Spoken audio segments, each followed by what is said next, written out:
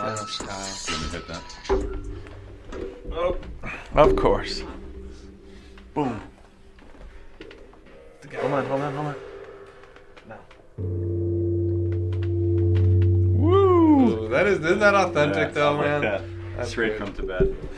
Straight from Tibet. Hey. Many monks worshipped with that. No, that's fake news. But no. So Kyle Depiesse, how you doing? Depiesse. Good morning. Good morning, Depiesse, yes. Welcome. How are you? Yeah. Super excited to have Kyle Depiesse on the show today. Excited to be here. He has such an amazing story that, I mean, when you just see the post that we shared to kind of get people excited, get our listeners excited, it just is mind-blowing. So, Kyle, give us just a real quick intro on yourself, and then we'll dive into your story. Yeah, okay. So I'm from southeast Wisconsin, a small town called Random Lake. We do not have stoplights in said town. So small town, born and raised. Went to UW Green Bay, and my major is in business, emphasis in finance. And we don't hold any of that against you. Thank you. None of that. Yeah, I mean, I saw a lot of Vikings apparel when I walked in. It got a little nervous, the heart beating. And Am I in the wrong sweat. place here? And so moved to Minneapolis in 2005. My wife is from Grand Forks, North Dakota. She's a CPA. Went to University of North Dakota, and we married in January of 2013, and we have one son, Callahan, or Cal for short, and he just turned 2. Oh, Congratulations. fascinating. Yeah, that's cool. So let's dive right into this. I'd love to. Kyle and Skip his right over wife. Minnesota to find your wife, though. I mean, couldn't. Well, let's revert back to Green Bay. How about the turmoil going on there with the Packers? And you see with A-Rod and McCarthy. No comment. Oh, my gosh. No comment. It's delicious. We love it here, Yeah. being Minnesota fans. Yeah, we didn't make the playoffs either. So. But oh, my God. That's frustrating. How, first of all, why did you want to pay off $379,504? Yeah, there's two really important things to talk about with that. Number one, and I might have told you this already, Troy, you can go on to socialsecurity.gov, and you can look up your lifetime earnings. All you have to do is create a profile, obviously use your social security number, and boom, it pops out this report, and it shows you your life-to-date earnings. And so I did that in between Christmas and New Year's 2015, and what I saw made me sick to my stomach. Sure. And at that point, I was, 35? So working professional for 13 years, plus some high school, college stuff. But so I looked, and I had made just over $1 million during that time frame, and I had looked at all of our investments and all of our, I follow kind of net worth, so assets minus liabilities. Yeah. And we had a massive negative net worth number. And I looked at my wife and I said, Lois, where did it all go? Right. What happened to it? And I just got sick. And then to make it worse, I looked up hers.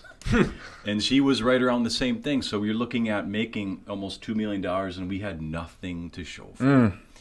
And it might sound like a lot, but the average person is going to make that in no time. If you're making $50,000 a year, you do that for 20 years, you're $1 million. Wow. So it adds up really, really quick. Mm-hmm. And so we looked at that. We said, what we're doing is not working. And if we want change, we have to do something different. And so we got really frustrated, probably angry about our situation. And Do you mind if I ask you a question? Yeah, for sure. Why did you decide to look at socialsecurity.gov? What was it? I don't know. I think I might have heard it from someone at some point that you could do that. I have this little habit of in between Christmas and New Year's, I kind of recap the year. And I look at what were the goals for that year. Did we hit them? And then I set goals for the next year, along with a 10-year kind of a moving 10-year moving vision and plan. And I think at some point I was just curious. I might have heard it from someone. I don't really know. But a part of that little recap at the end of the year is to recap financially where do we stand as a family.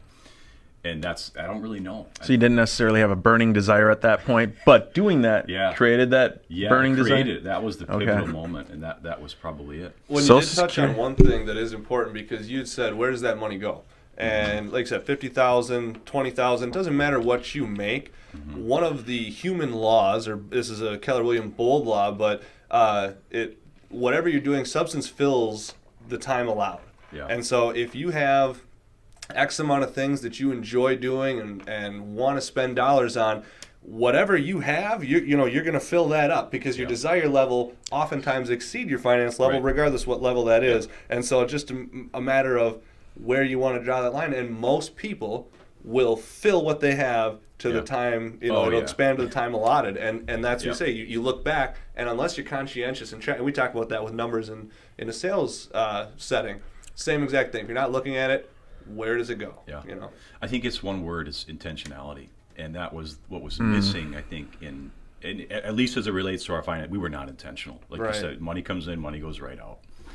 And we'll get to it probably later, but living below your means is so important. I can give some examples on how he did that. But that was thing number one. I said there was two. So thing number one was looking at our lifetime earnings and just getting really frustrated and angry with that. Thing number two, my wife was in a commission job.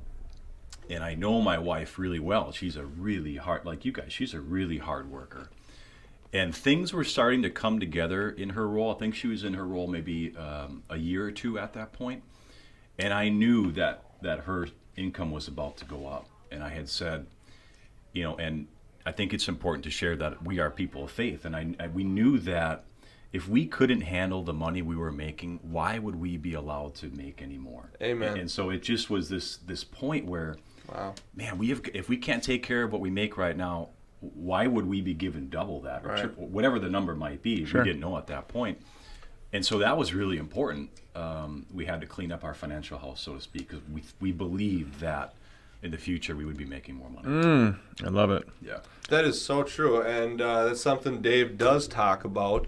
And is something I've even talked about that helps me understand finance and wealth. And for people that maybe did not grow up with money, that exposure to money, psychologically, oftentimes you get pushback on it. You know what I mean? Yeah. And you find ways to stay in debt or at the level you're at. And if you look at finance from a religious standpoint or from a spiritual standpoint, that money is given to you. Yeah.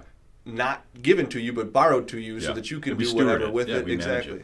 And you don't ever own it, and it's transferred, and it can come and go. Right. And, absolutely. So those are the two things. And you say why, that would be it. Awesome. Cool. And do you think your income came up because you got your financial house in order?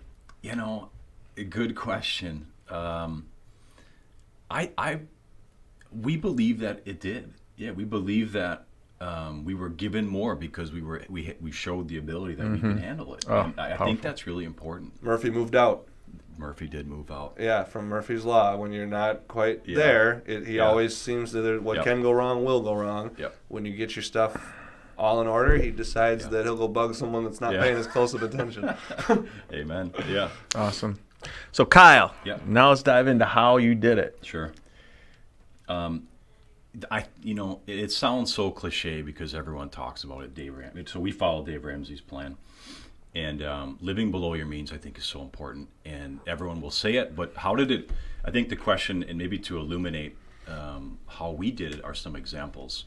So, you hear Dave Ramsey talk about a house payment should be less than 25% of your take-home pay. When we started this plan, it was around 10 to 12%.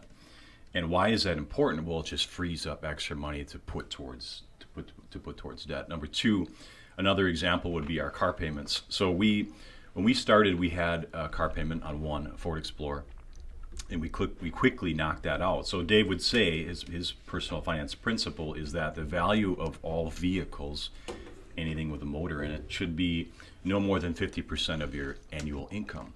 Well, as it stands today, it's about 5% for us, and when we started, it was closer to 10%. So that's how we would live out living below your means. Also didn't take any vacations during that time. We were just really, obviously a budget is really important. Dave Ramsey talks about a budget all the time. How did you find Dave Ramsey? Oddly enough, years back, I had read his book, and I read it, I put it down, and I said, that's nice. That's cool. Now I'm going to go back to going out to dinner with my wife. Yeah. Well, we were in San Diego on vacation. Sure. So, oh, no. And then it came back because then I was a teacher, and I was teaching personal finance. And when looking at the curriculum, I just, integrity-wise, I didn't agree with what we were teaching our kids. I didn't agree that we should teach them about debt and going into debt and building a credit score. And to me, it wasn't.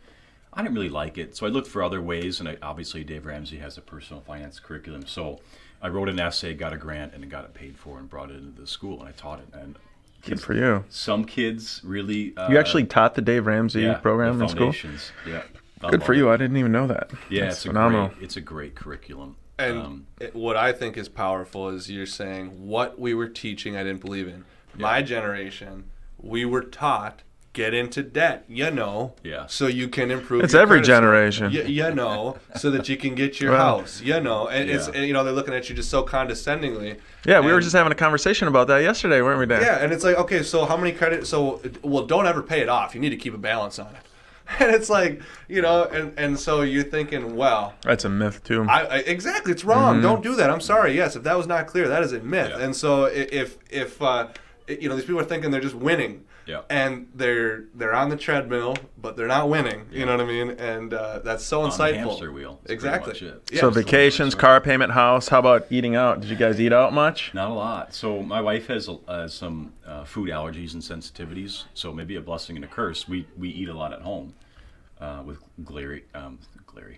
gluten and dairy free and corn and soy and things like that. So it's just easier for us to eat at home. And she's a wonderful cook. So we don't eat out a lot. Nice. And we even, with our son. So our son was born in the middle of this process.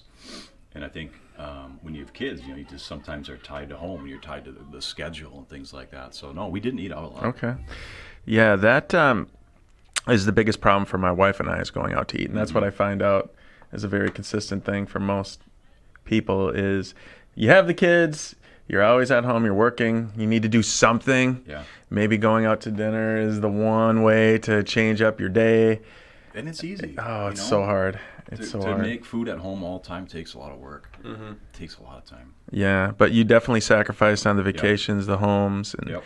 as you're going through this journey, was it hard at first? Did it get easier? Yeah. I think the hardest part was starting. And, John Maxwell talks about everything worth having is uphill. Life is uphill. And it's a metaphor, too, because I trained for an Ironman during this process. And when I would start my run, literally outside of the driveway of our house is a hill going up. And so, it was a metaphor for this process, too, That's because awesome. when you immediately start something, it feels uphill because it's new, it's not a habit, and it's really difficult. And that every single run that I took out of my house, the first 100, 200, 300 yards, I'm like, maybe I'll just go back. Forget it. I'll do it another day. That's it was interesting. always a struggle That's when awesome. I started. And once you get past that hump, you get some momentum. Dave Ramsey has a snowball that just facilitates and creates more momentum. And so, I think just starting is it. Because you look at the amount that we paid off, it was a big number. $380,000, folks. When we were looking at it, it's like, that was a multiple of our income. And so it just, you look at it and you're like, well, I don't even know where to start. I don't even know what to do. It takes your breath away when you have that much that you're looking That's at. why nobody does it. I mean, you're in the half a percentile. Yeah. And what I thought was really cool, and what I always think is cool throughout life is noticing those types of examples.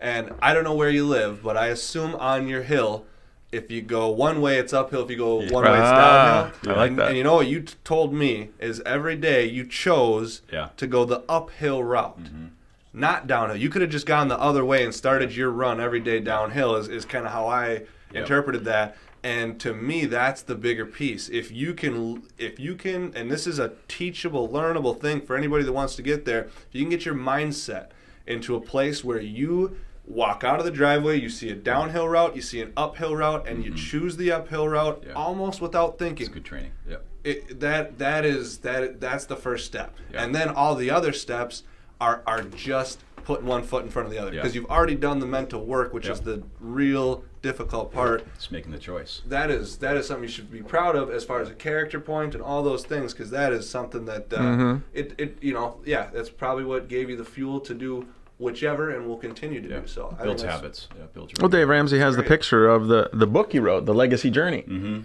The beautiful thing about going up the hill is when you get up, you get to go down. And that's Isn't when... it called the Pinnacle Point? Isn't it called the Pinnacle Point? It very well could be. I believe. Yeah. Isn't that the name of where we're Tie it all in. Full circle right here. I guess we're done now. That was good like talk. Yeah.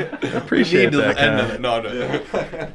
Yeah, I mean, you're a financial advisor now as well, right? So tell us a little bit about that. First of all, how can people reach you? I think I'm pretty active on social media as much as I can be. Being a financial advisor, there is some regulation oversight. So, on social media, so Kyle Depiesse on Facebook and also you gotta definitely spell your name out for our listeners. And it's on here. Just so you know, okay, cool. We'll see that as well. Okay. So, how did I get to that point? So I've got, like I mentioned, I went to Green Bay. I've got a finance degree. So I've always been a numbers nerd. I really enjoy it, probably too much. I mean, I've got spreadsheets for our budget that link to other spreadsheets that have graphs, projection, all that nerdy stuff. So I love that. I'm very analytical. And going through this process of the Baby Steps, Dave Ramsey's program, I realized that I think I have some talents and some gifts in this area, and I think I can help other people through this process as well. Cool. And I kind of moved from a career. I had a career in just various different industries with Sarah at Kokum doing some e-commerce stuff, and that was a career for me. But I truly believe this is a calling for me because I think I have the strengths in this area. And now I've got the experience to sit down and say with someone, hey, I know what you're going through. We've been through the struggle as well. Amen. That's right. And so I truly believe I can walk with people through this process. And so during all this as well, so I'm a stay-at-home dad currently, and that's one of the hats I wear. And so when Cal would sleep, I would study. And so I got my health insurance test, or my license, my life insurance, my Series 7, and now I'm going through the Series 66. So I believe going through this process helped me understand and uncover that this truly is a calling for me. And so that's why I chose it, and I love it. It's like going with the trainer. Do you want the overweight trainer or the trainer that's buff, and ripped? And he's like, "Oh, I've read all the books." Yeah. You're like, okay, but I'd like, There's theory and there's application, and Sure. I think that. I mean, you have to have theory, you have to understand it, but you have to apply it Application's everything, right? Yeah.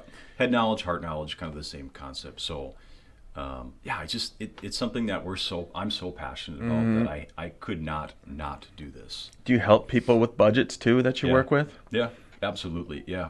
I think that's really important. That was one of the things where, like you had said, if you don't know where your money is going, it's really hard to have any sort of plan or goal or be intentional. And I'd imagine a lot of financial planners out there may only say you need to invest in this stock, but they don't care what you're doing with your money and with your budget. Yeah, I'd like to take a comprehensive approach. And being a former teacher, I don't know if you want to call it specialty, but my calling, so to speak, in terms of how I do what I do and practice my craft is I'm a teacher. And so I'm going to educate someone on whatever it might be, whether it's picking mutual funds in their 401ks or whether it's, setting up a budget and things like that. That's just where I think I excel. I'm holistic, at heart. Comprehensive. Yep.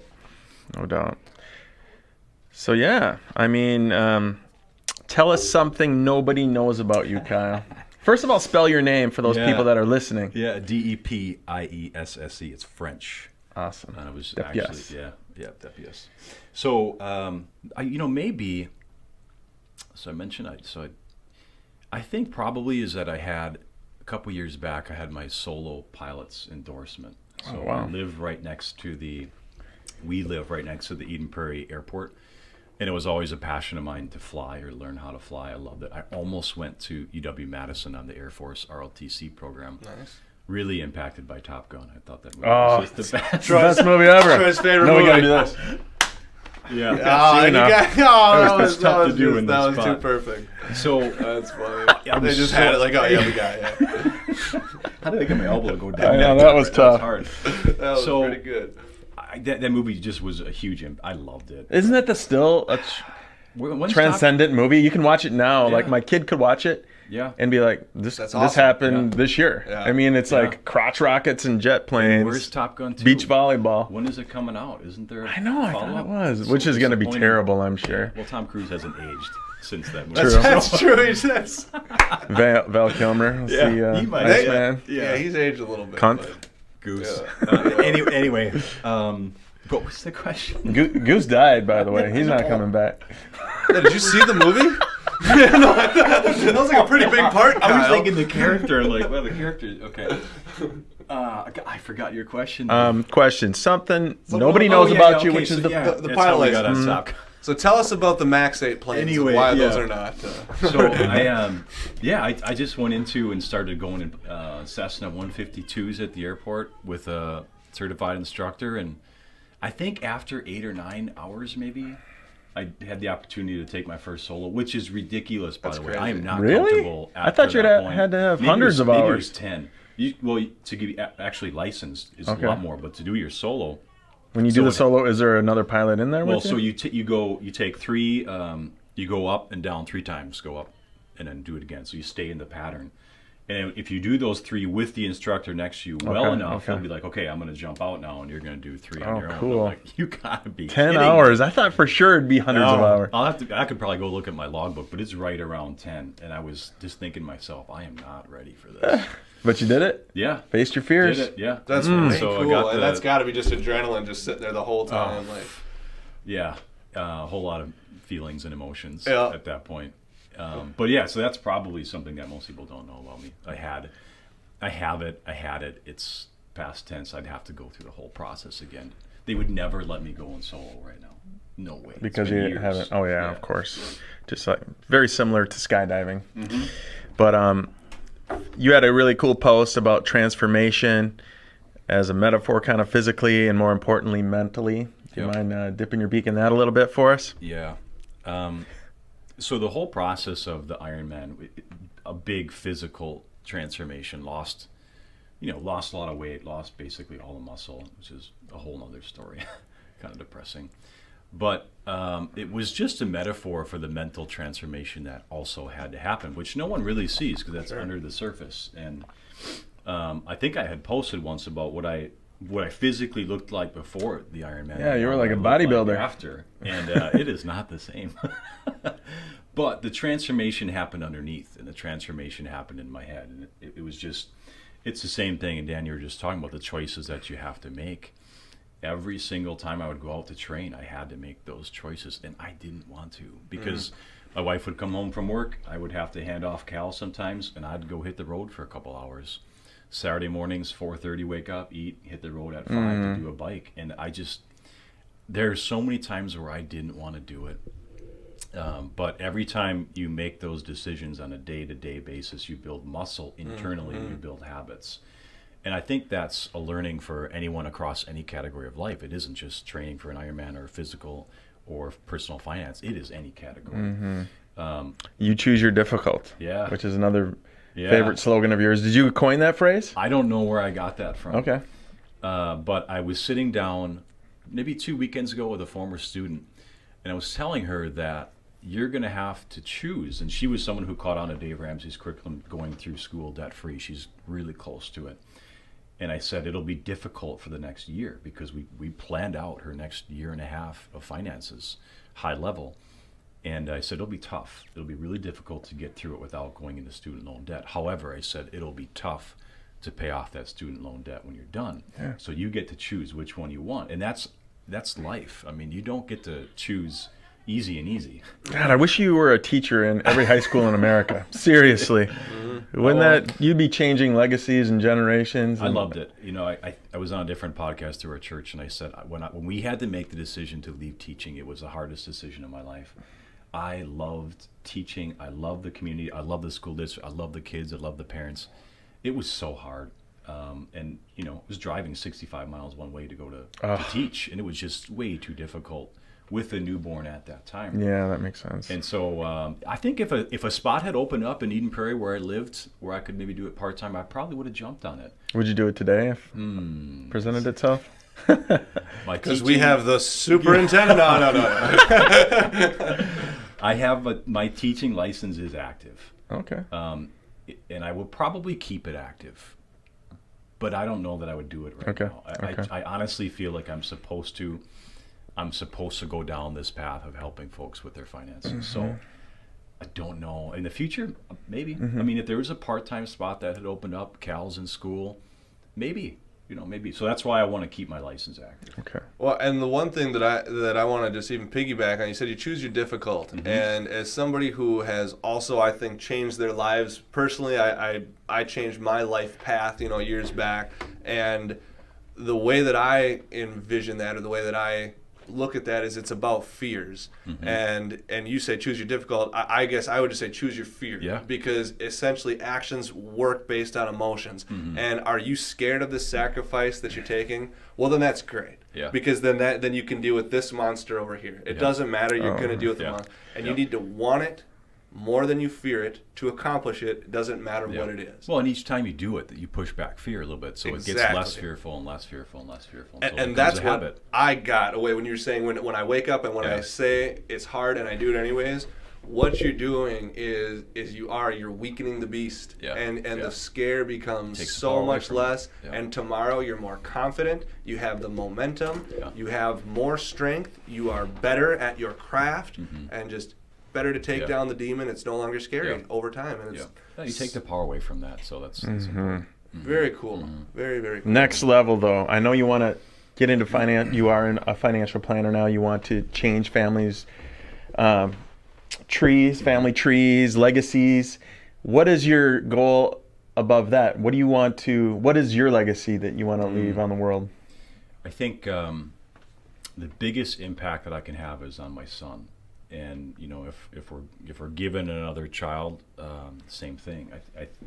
We have so much time just by the amount of time you spend with them, especially being home right now for the majority of the week. I have so much, the opportunity there to have an impact and influence on my son is huge. No doubt. So what are you doing with him? He's only 2, right? Yeah. Well, I was telling another podcast. Chemistry. Yeah, right. We do push-ups in the morning and we stretch. No. Cool. So we, I was like, he's like the little, I don't know if you saw way back. Hercules. Little Hercules. Yeah. No, he's not. But a lot of different stuff. So I mentioned once before, I take him to music class. And we try to do different things like that to expose him to different experiences because what brings him joy brings me joy. And the hardest part, I think, for a parent, I love sports, as I mentioned, Wisconsin sports. And if and golf. And so it would be selfishly, if he didn't like golf, I would kind of be crushed a little bit. Cause man, I would love to do that with my son for decades to come. True. But if he doesn't like it, I have to be okay with that. And whatever he likes, whatever brings him joy and his passions, I need to be involved in that. So, I didn't really do Cub Scouts when I was younger, but if he wants to do it, I will do that with him because if that's what he likes, that's what I'll like. And so I think that'll be the part that will be challenging for me as a parent is just to foster and cultivate who he is and help him understand who he is early on, and then just go after that and just be his biggest supporter. That's awesome. So how are we going to teach him about money? I know we're going to the Smart Money Conference here in May. Yeah. So that'll be fun to see you there and hang out. Yeah, and you can come over. We're right down the street there from no doubt. Church. Appreciate it. And so, I think there's a saying that I can't remember where it was from. I know Rachel Cruz says it, but more is caught than taught. And that was something that I also grabbed onto as a teacher because my students would see what I would do in my real life and I let them have access to that. So they all follow me on Instagram, Facebook. Doesn't matter to me. I'm the same person. I don't hide anything. And so with my son, more will be caught than taught. So I try and show him what I model a behavior that I want from him, not as opposed to Cal, once you do this, he's too young right now. Of course. But, I think him watching me, and so as it relates to money, as Dave, we have that book at home. Is it Smart Money, Smart Kids? Yeah, Smart Money, Smart Kids. And so when the time's appropriate, because he's a little bit young for it, I'll just educate myself on what are the best ways to do that. I don't really know yet because we're not there, but I'd imagine when we go buy things, pay with cash. I'd imagine showing him that he's got to save up money. If he wants something, he's paying for it, or he's paying for part of it. And I think that's really important. You break the toy, you don't just go get the new one and say no big deal. When accidents happen, you say, well, we got to take care of our stuff, and this is how it works. And I love the idea of commissions. I mean, earning the money. You're not just given the money. So I really think that's such an important mindset at a young age. Absolutely.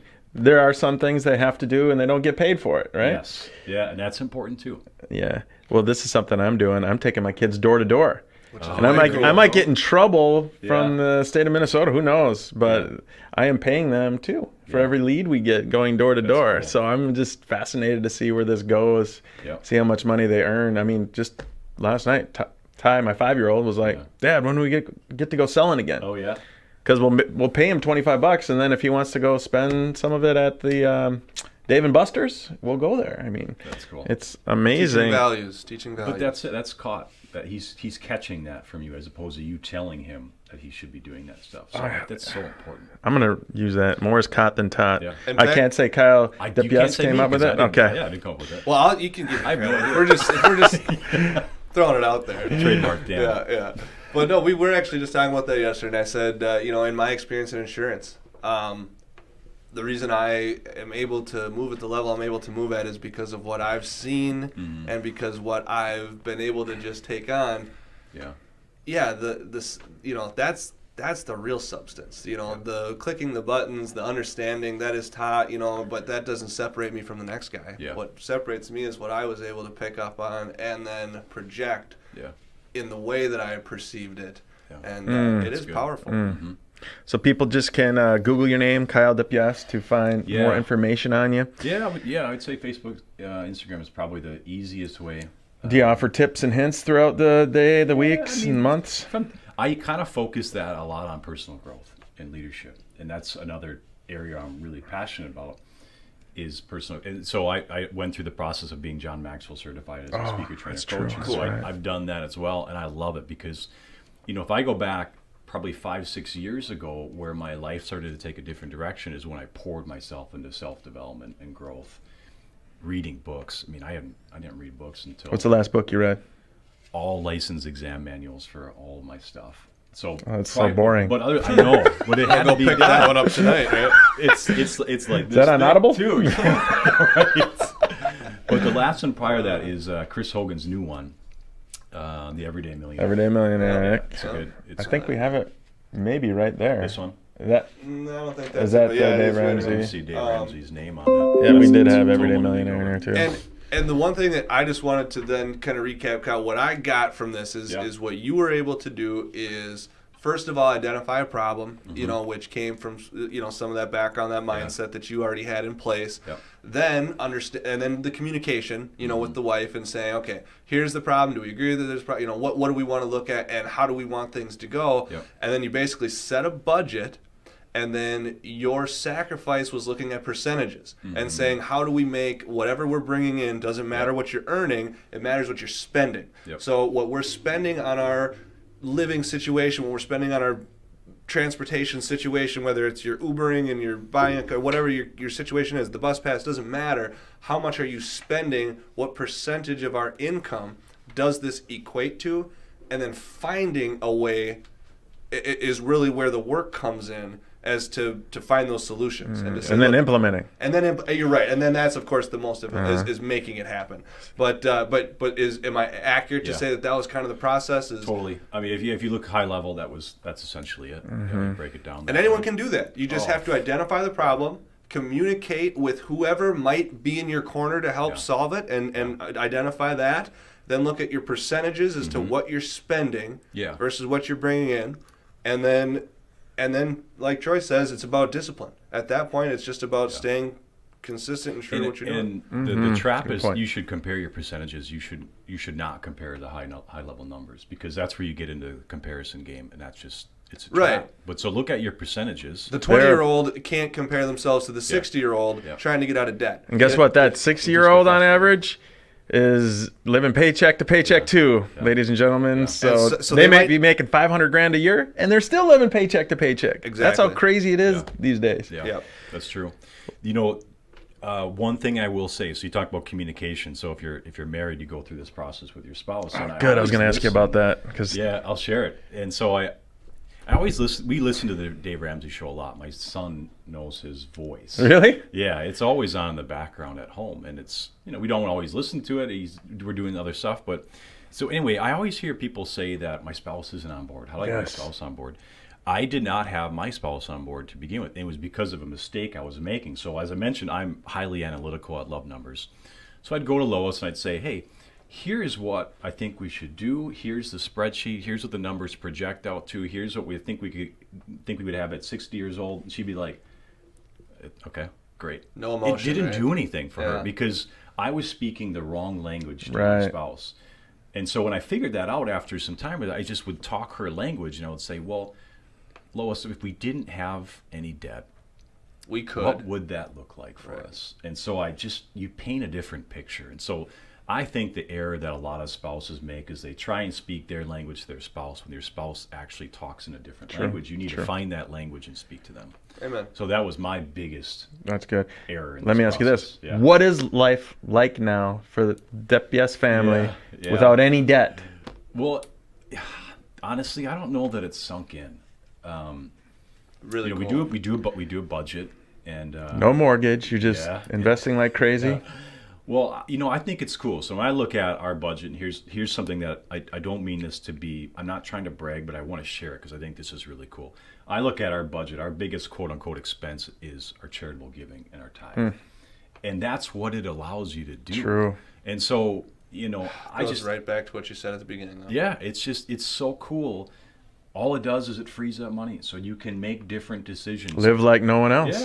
Yeah. So you have choice, and that's what it ultimately gives you is choice. Can I imagine that the game evolved, you know, and so you get to a certain point where the light is beginning to show at Yeah. the end of the tunnel, Yeah. and you say to yourself, I don't know that is anymore my end game. Yeah. You know, now the end game changes to, okay, you know, now when I get to Legacy. that light and I know Yeah. how to get there, Yes. we're going to use these same, Yeah. you know, our routines Yeah. to now Yeah.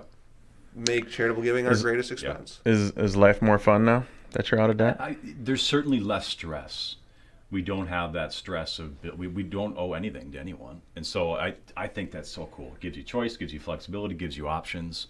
But you have to have another goal. There has to be something else you're working towards. So when I finished the Ironman, it was like, oh, now what? Yeah. And so you train. I trained for a year, and I ran the race. It was almost 14 hours. That's crazy, The by the way. finish line was 40-some seconds. I got on video. It was super cool. But it ended. It was done. And it's the same thing. Paid off our mortgage.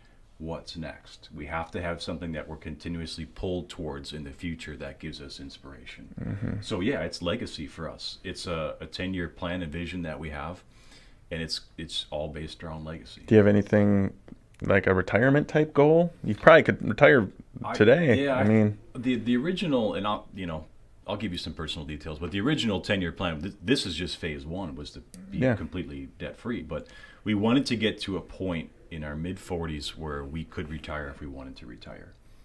I won't because Kyle, can you repeat that? Yeah. Oh, I'm serious. Repeat Yeah. that really quick. I wanted to get to a point where we could retire if we wanted to retire In our mid-40s. in our mid-40s, but we won't because I love what I do and I want to. The game has evolved. Yeah, and so, but from a standpoint of financially, we could if we wanted to, and so we won't. But that flexibility Just to and have that option. is just—it's so powerful. So what is this? So what secret potion did you use that you're not telling us about? Essential oils, Right, exactly. No, but I is Lois essential oils? Okay. but I say that half joking because I want to refocus. There's no secret. It's looking at a percentage of what you're earning is what you can spend. Yeah, Delay gratification. Yeah. And if you do that, like Kyle did, he said, I'm in a financial position if I so Yes. chose to retire in my mid-40s. So that is attainable yeah. to you- everybody listening. It's almost embarrassing sitting here and you guys are asking me because we didn't do anything fancy, nothing sophisticated, nothing. Do you have haters out there? Not haters, but Well, pardon me for that term, but maybe, right? criticism? Yeah. Yeah. So when we posted on Instagram, Dave Ramsey, his social media account, actually reposted it, and that's cool. I was shocked the amount of people that threw hate at it and were either envious or it's not possible. They must have done this. They must be a doctor. They must be Inherited from their rich inherited. uncle. It's like how do I think when you're faced with something like that as a human being and human tendency is you can either support that person or you can tear them down to make you feel better That's about what yourself. people do, and right? so many people do the latter. And so, yeah, we did get criticism. But the cool part And the reason why I do this and I want to do more of these things and share is that people were inspired.